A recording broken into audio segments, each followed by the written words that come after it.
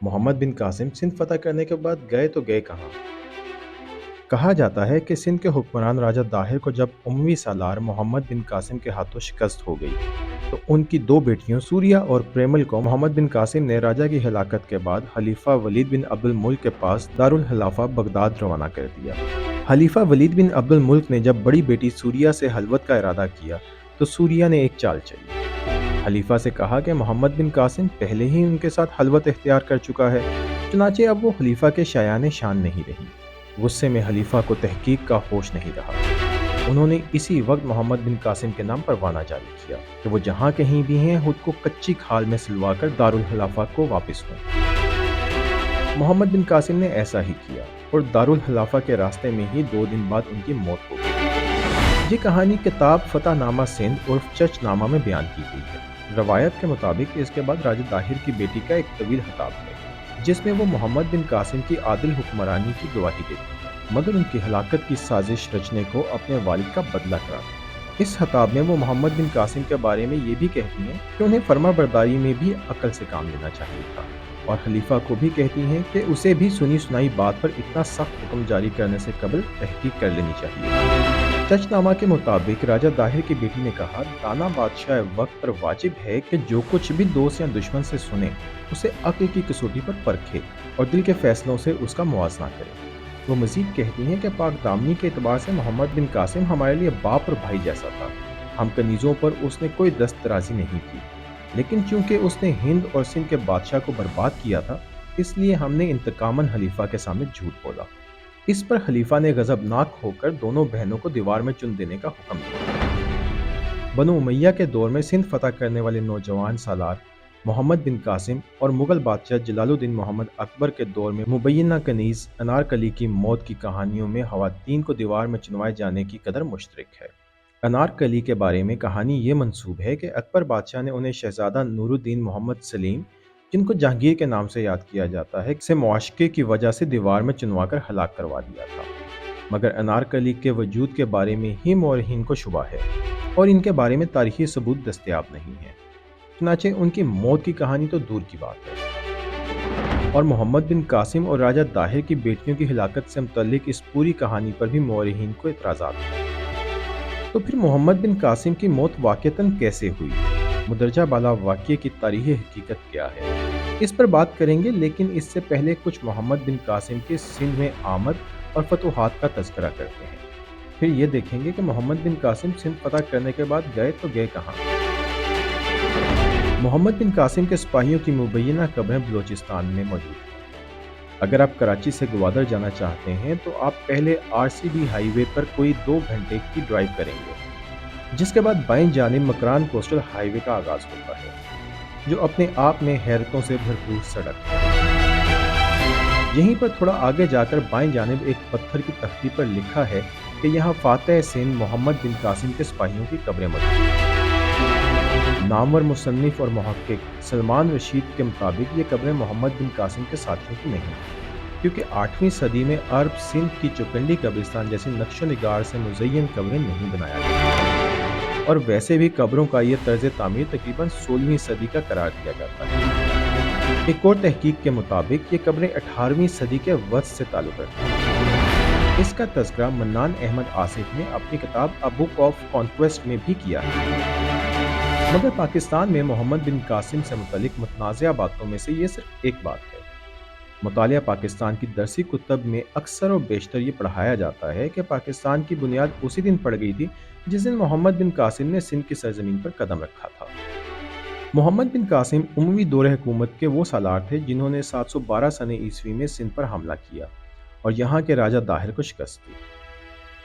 कुछ लोगों के नज़दीक मोहम्मद बिन कासिम के आने से जनूबी एशिया में इस्लामी दौर का आगाज़ हुआ, सिंध फतह हुआ और यूं वाक़यात का एक लंबा सिलसिला शुरू हुआ जो बिलाहिर पाकिस्तान के क़याम पर मुनत्तिज हुआ। मगर मुख्तलिफ तारीख़ी हवालों के मुताबिक पैगम्बर इस्लाम की आमद से कबल भी अरब ताजिर बरसगीर में रहाइश पज़ीर थे और कुछ के नज़दीक यहाँ के मुकामी ख़वातीन से शादियाँ तक कर रहे थे। किताब the great Mughals and dear India में लिखा है कि इंडिया के जनूब मगरिब में मालाबर के साहली इलाके, जो कि मौजूदा कर्नाटक और केरला हैं, में अरब ताजिर यहाँ पहले से मुकीम थे, جب خطہ عرب میں اسلام آیا تو ممکنہ طور پر ان عربوں نے بھی اسلام قبول کیا ہوگا۔ اپنی کتاب کے ابتدائیے میں انہوں نے خطہ برصغیر میں اسلام کے پھیلنے کے حوالے سے متعدد نظریات کا ذکر کیا ہے، جس میں ہجرت، تلوار، خوف، صوفیہ کے عمل اور تبلیغ، سماجی رتبے کے حصول اور پرامن روابط مثلاً تجارت اور باہمی شادیاں شامل ہیں۔ وہ لکھتے ہیں کہ جبری طور پر مذہب کی تبدیلی کے چند واقعات کا انکار تو نہیں کیا جا سکتا، تاہم کئی دیگر علاقوں مثلاً مالابر کے ساحلوں میں اسلام کی کامیابی کا تعلق جبر یا مسلمانوں کی عسکری اور سیاسی برتری سے نہیں تھا۔ اس کے علاوہ ان کے نزدیک نئے مذہب کے مضبوط اور مساوات پر مبنی پیغام کا اثر بالخصوص نچلی ذات کے افراد پر ضرور ہوا ہوگا۔ چنانچہ وہ اس علاقے میں پہلے سے عربوں کی موجودگی کا حوالہ دیتے ہوئے 712 عیسوی میں محمد بن قاسم کی آمد سے کہیں قبل برصغیر میں اسلام کی آمد کا عرصہ متعین کرتے ہیں۔ لہٰذا پاکستان کی درسی کتب میں عام طور پر پڑھائے جانے والے بیانیے کے برعکس اور بھی تاریخی بیانیے موجود ہیں۔ کتاب فتوح البلدان 9ویں صدی عیسوی میں عباسی دور حکومت میں تحریر کی گئی۔ اسے اسلامی فتوحات کی تاریخ کی اہم ترین اور مستند کتابوں میں شمار کیا جاتا ہے۔ اس کتاب میں مصنف محمد بن یحییٰ نے محمد بن قاسم کی ہلاکت کے بعد کے واقعات خصوصاً تفصیل سے بیان کیے ہیں، اور یہ بھی بتایا کہ کیسے بہت سے مفتوحہ علاقے مسلمانوں کے ہاتھوں سے نکلے، واپس فتح ہوئے، کسی نے واپس اپنا پچھلا مذہب اختیار کر لیا تو کسی نے مسلمانوں سے اپنا معاہدہ توڑ لیا۔ پھر سوال یہ پیدا ہوتا ہے کہ کیا محمد بن قاسم سے پہلے کوئی مسلمان مہم سندھ میں آئی تھی یا نہیں؟ احمد بن یحییٰ کے مطابق خلیفہ دوم حضرت عمر بن خطاب کے دور میں 15ویں ہجری میں انہوں نے عثمان بن ابو العاص کو بحرین اور عمان پر گورنر مقرر کیا تھا، تو عثمان نے ایک فوج تانا کی جانب بھیجی۔ اس کے علاوہ اسی کتاب کے مصنف نے لکھا ہے کہ عثمان کے بھائی الحکم نے اپنے بھائی المغیرہ کو خلیج دیبل کی جانب بھیجا، جہاں انہوں نے دشمن پر فتح پائی۔ فتوح البلدان کا اردو ترجمہ سید ابو الخیر مودودی نے کیا ہے، جس میں انہوں نے دیبل کو تو دریائے سندھ کے قریب واقع ایک بڑا تجارتی شہر قرار دیا ہے، مگر تانا کا تذکرہ نہیں کیا۔ یہ کون سا شہر ہے؟ اس کا تذکرہ ہمیں ابن بطوطہ کے سفر نامے میں ملتا ہے، جب انہوں نے یمن کی بندرگاہ عدن کے بارے میں بتایا کہ یہاں انڈیا کے کئی شہروں بشمول تانا سے بھی جہاز آتے ہیں۔ چنانچہ یہ شہر انڈین ریاست مہاراشٹرا کا شہر تھانا ہے، جو ممبئی کا پڑوسی شہر ہے، اور یہاں تک وسائی کھاڑی ایک ندی کے ذریعے پہنچا جا سکتا ہے، جو اس شہر کو ساحل سے کافی دور ہونے کے باوجود بحر عرب سے ملا دیتی ہے۔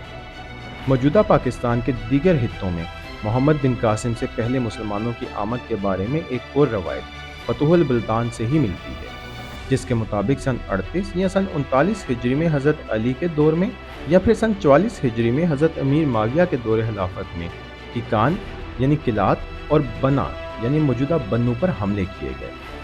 اگر محمد بن قاسم کی سندھ پر لشکر کشی پہلی فوجی مہم نہیں تھی اور اس سے قبل بھی اس علاقے پر حملے کیے جاتے رہے تھے، تو پھر اس واقعے کے بارے میں کیا کہا جا سکتا ہے جس کے مطابق عراق کے گورنر حجاج بن یوسف نے ایک مظلوم عورت کی پکار پر محمد بن قاسم کو سندھ کی جانب بھیجا؟ یہ کہانی بھی چچ نامہ میں کافی تفصیل سے موجود ہے۔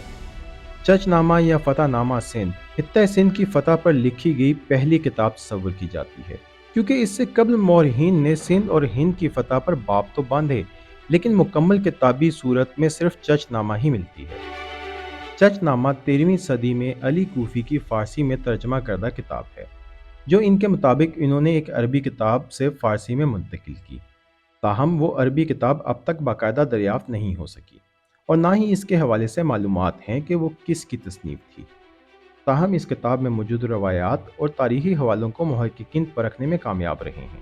چچ نامہ میں بیان کیے گئے دیگر واقعات کے برعکس مسلمان قیدیوں کے بارے میں تحریر اس واقعے کی شروعات میں اس کی سند موجود نہیں ہے۔ مایہ ناز مورخ ڈاکٹر مبارک علی اور محقق و مصنف منان احمد آصف کی تحقیق کے مطابق یہ واقعہ درست نہیں۔ اس کے علاوہ تاریخ ابن خلدون میں بھی دیبل کی فتح کے باب میں اس واقعے کا تذکرہ نہیں ملتا۔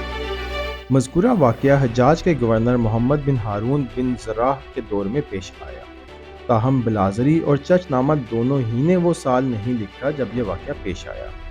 محمد بن ہارون کا تقرر چچ نامہ کے مطابق 86 ہجری میں ہوا، اور محمد بن قاسم کا سندھ پر حملہ 93 ہجری یا 712 عیسوی میں ہوا۔ اس حوالے سے تاریخ خاموش ہے کہ اگر یہ واقعہ پیش آیا تو کس سال میں ہوا، اور یہ کہ اس واقعے کے کتنے عرصے بعد محمد بن قاسم نے سندھ پر لشکر کشی کی۔ اس کے علاوہ اگر حضرت عمر کے دور سے لے کر ولید بن عبد الملک کے دور تک جائزہ لیں تو کہہ سکتے ہیں کہ سندھ پر محمد بن قاسم کی لشکر کشی کئی دہائیوں کی طویل سلسلے میں تازہ ترین کوشش تھی، جس میں انہیں کامیابی بھی حاصل ہوئی۔ پھر تاریخ کی کتب میں یہ بھی تذکرہ ہے کہ اس وقت الافی یا علوی گروہ کے کئی لوگ مکران میں آ بسے تھے۔ پھر تاریخ کی کتب میں یہ بھی تذکرہ ہے کہ اس وقت الافی اور علوی گروہ کے کئی لوگ مکران میں آ بسے تھے۔ ان میں سے ایک کو حجاج کے علمدار سعید بن اسلم کلابی نے قتل کیا تھا، چنانچہ بدلے میں الافیوں نے بھی سعید بن اسلم کو قتل کر دیا، جس پر حجاج بن یوسف نے الافیوں کی سرکوبی کا فیصلہ کیا۔ جب خلافت اموی کی طرف سے مکران میں بسے ان الافیوں کے خلاف بار بار مہمات کی گئیں تو یہ لوگ سندھ کے راجہ داہر کے پاس چلے گئے۔ چنانچہ یہ بھی ایک وجہ تھی کہ خود حجاج بن یوسف کے دور میں مکران اور سندھ کی طرف بنو امیہ کے محالفین موجود تھے۔ اس کے علاوہ سندھ کی فتح کی اس مہم پر بلازری کے مطابق 6 کروڑ درہم خرچ ہوئے اور اس کے بدلے میں 12 کروڑ درہم کا مال غنیمت حاصل ہوا۔ چنانچہ منان احمد آصف اپنے ایک مضمون میں لکھتے ہیں، جب سندھ پر حملہ ہوا تو اس کا تعلق بنو امیہ کی شاخ مروان کے مالیاتی امور یا باغیوں کے خلاف سرحدی خطے پر قبضے سے تھا، نہ کہ قزاقوں کی کسی رومانوی داستان سے۔ محمد بن قاسم کی ہلاکت کے بارے میں مشہور افسانہ چچ نامہ میں کہا گیا ہے کہ محمد بن قاسم کی ہلاکت راجہ داہر کی 2 بیٹیوں کی سازش کی وجہ سے ہوئی، مگر اس حوالے سے ڈاکٹر نبی بخش خان بلوچ کا دعویٰ ہے کہ یہ کہانی من گھڑت اور افسانوی ہے۔ سندھ کے معروف محقق اور دانشور ڈاکٹر نبی بخش خان نے چچ نامہ کی صحت اور اس میں موجود تاریخی حوالوں کے بارے میں جرح کی ہے، جس میں انہوں نے محمد بن قاسم کی ہلاکت اور پھر راجہ داہر کی بیٹیوں کے بغداد کے کسی دیوار میں چن جانے کی کہانی کو صرف کہانی ہی قرار دیا ہے۔ سب سے پہلے تو اس کہانی کے مطابق خلیفہ نے محمد بن قاسم کو دارالخلافہ بغداد بلوایا، حالانکہ اس زمانے میں بغداد کا وجود نہیں تھا بلکہ دارالخلافہ دمشق تھا۔ اس کے بعد اس میں لکھا گیا ہے کہ محمد بن قاسم کی موت خلیفہ ولید بن عبد الملک کے حکم پر ہوئی، تاہم بلازری اور دیگر مورخین کے مطابق یہ واقعہ خلیفہ سلیمان بن عبد الملک کے دور میں پیش آیا۔ بلازری کے مطابق ولید بن عبد الملک کی موت کے بعد سلمان بن عبد الملک حکمران ہوئے اور انہوں نے صالح بن عبد الرحمن کو عراق کا ولی اور یزید بن ابی کبشہ کو سندھ کا علمدار مقرر کیا۔ یزید نے محمد بن قاسم کو گرفتار کر صالح کے پاس عراق بھیج دیا، جہاں انہیں حجاج بن یوسف کے سابقہ انتظامی ہیڈ کوارٹر واسط کے ایک عقوبہ خانے میں قید کر کے ایذا رسانیہ کی گئیں اور وہ ہلاک ہو گئے۔ اس بیان کی تصدیق ابن خلدون سے بھی ہوتی ہے۔ چنانچہ محمد بن قاسم کی معزولی اور ہلاکت سے اس دور میں ہونے والی سیاسی سازشیں اور آپسی دشمنیاں بھرپور انداز میں عیاں ہو جاتی ہیں۔